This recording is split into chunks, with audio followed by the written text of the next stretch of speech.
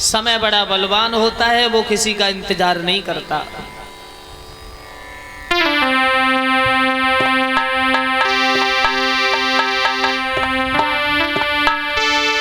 अरे बलिहारी बलिहारी और समय तेरी बलिहारी।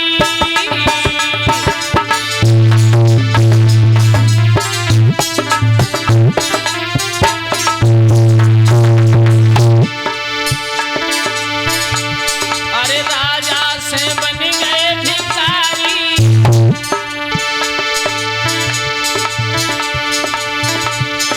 समय तेरी बलिहारी। राजा से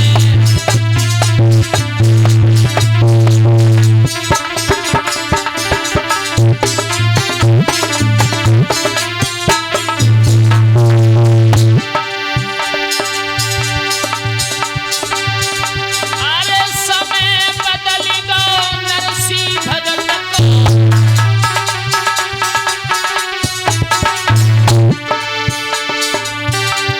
और समय बदल गो नरसी भगत को।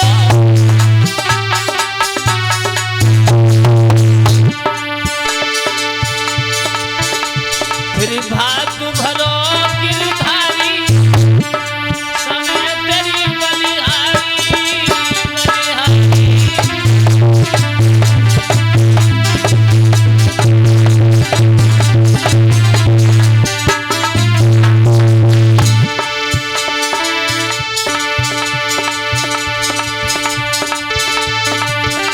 अरे समय बदल गो हरिश्चंद्र को।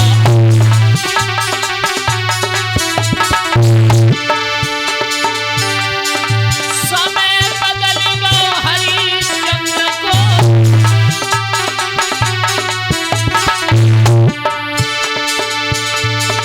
बेच दे बेटा नारी, मैं की बलिहारी। राजा से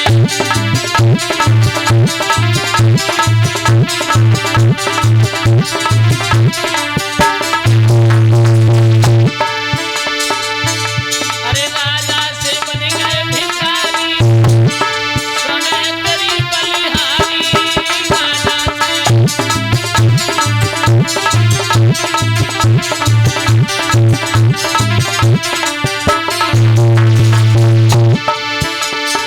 समय बदल गो मोलन भजन को।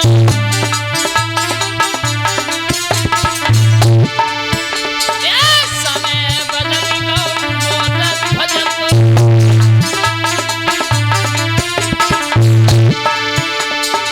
और सुत पे भेज गई आई, समय की बलिहारी। राजा से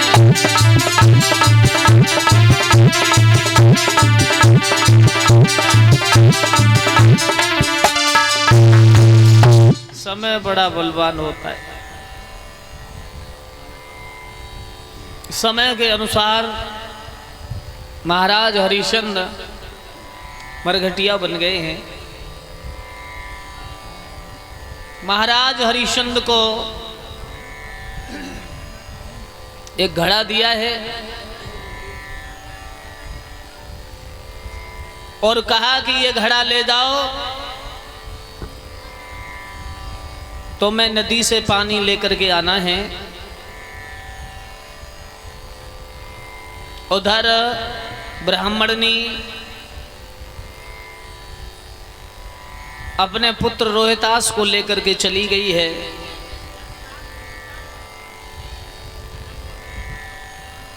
यहाँ पर तीनों लोग एक दूसरे को छोड़ करके जुदा हो गए हैं। श्री सुखदेव जी महाराज कहते हैं, महाराज परीक्षित हरिश्चंद्र पानी लेके आते हैं। पहले दिन हरिश्चंद्र ने भोजन बनाया। विश्वामित्र महात्मा बन के आए, भिक्षा में सब रोटियों को ले गए। दूसरे दिन भोजन बनाया, विश्वामित्र कुत्ता बन के आए, संपूर्ण रोटियां पुनः उठा ले गए। तीसरे दिन बिल्ली का रूप धारण करके रोटियों को उठा ले गए और हमारे भैया श्रीमान पप्पू यादव जी दिलगोरा से 101 रुपया ठाकुर जी के चरणों में भेंट कर रहे हैं। भगवान कृपा दृष्टि बरसाते रहे। महाराज हरिश्चंद्र ने उस दिन से भोजन ही नहीं बनाया। मन में विचार किया कि अब हमें भोजन बनाना ही नहीं, क्यों हमारी किस्मत में भोजन नहीं है।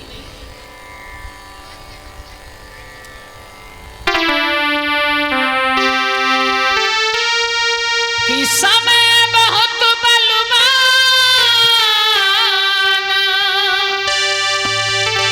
सुनो धर ध्यान की कथा यगारी।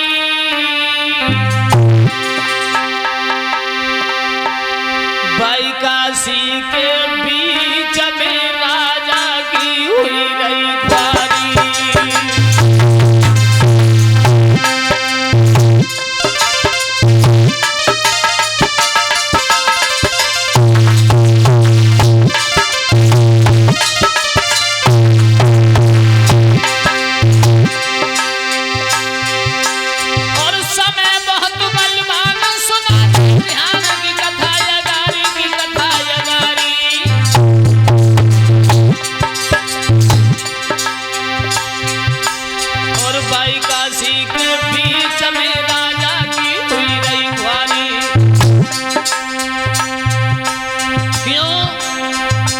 समय बड़ा बलवान होता है।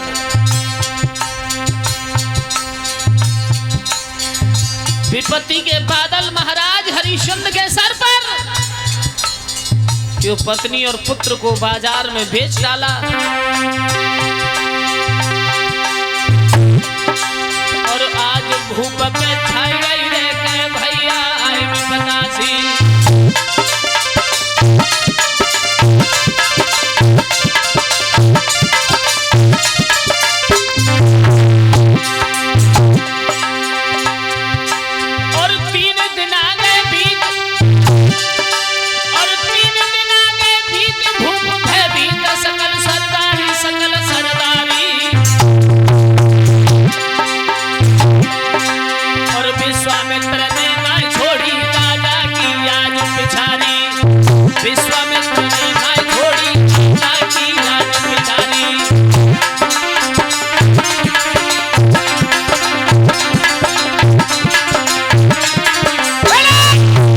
उस विश्वामित्र ने महाराज की पिछाड़ी को नहीं छोड़ा। 3 दिन हो गए, भोजन नहीं मिला। महाराज ने निश्चय कर लिया कि आज के बाद हम भोजन बनाएंगे।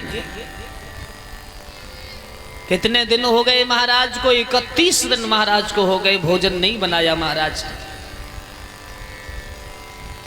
महाराज का शरीर सूख सूख करके लकड़ी हो गया।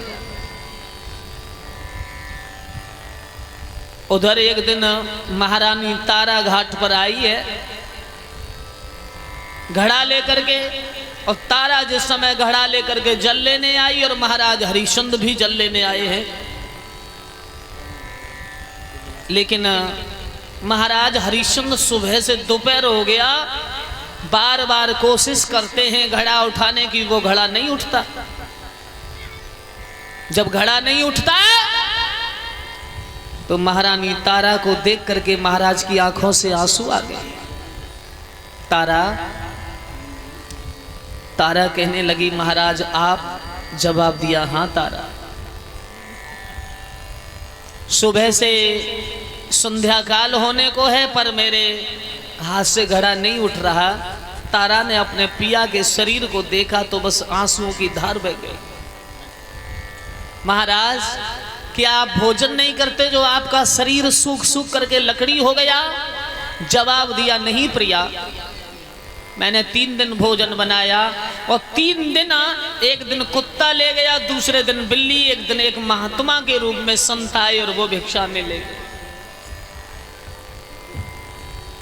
तारा मैं समझ गया मेरी किस्मत खोटी, आंखों में आंसू है।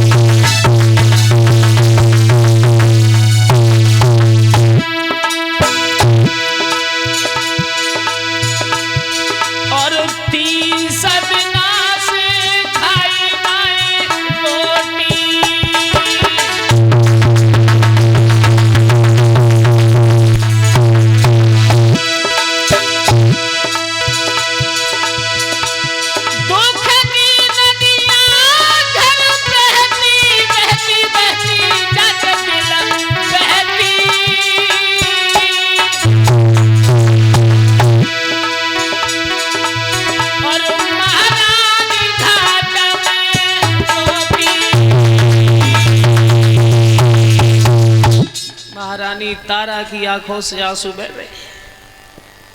तारा, आज 31 दिन हो गए मुझे भोजन नहीं मिला है। हरिश्चंद्र ने कहा, तारा अब देरी हो गई, मेरा मालिक बहुत नाराज होगा, तू थोड़ा घड़ा पे सहारा लगवा दे और बस मैं यहां से चला जाऊंगा। तारा बोली, महाराज क्षमा करो, हम तुम्हारी बातों में आने वाले नहीं। तुम्हें पता है मेरे पर ब्राह्मण का घड़ा और आपके ऊपर एक मेहतर का घड़ा, मैं इस घड़ा को छू नहीं सकती। अगर मैंने इस घड़ा को छुआ तो मेरा पतिव्रत धर्म नष्ट हो जाएगा। हरिश्चंद्र बोले, तारा ध्यान कर उस दिन की जिस दिन हमारा और तुम्हारा विवाह हुआ था। बोले, महाराज हरिश्चंद्र,